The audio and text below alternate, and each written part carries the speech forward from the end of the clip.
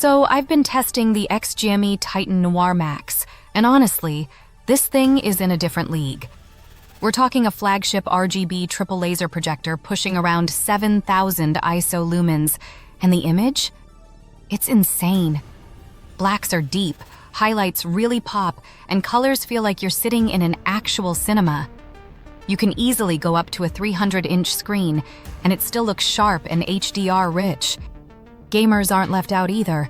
There's up to 240 Hz at 1080p and super low input lag, so it actually feels responsive, not just good for a projector. Setup is also surprisingly flexible thanks to motorized lens shift and optical zoom. But here's the catch.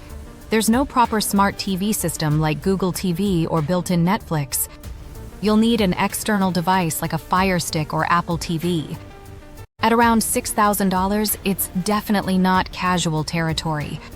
But for a dedicated home theater, this is one of the most cinematic projectors you can buy right now.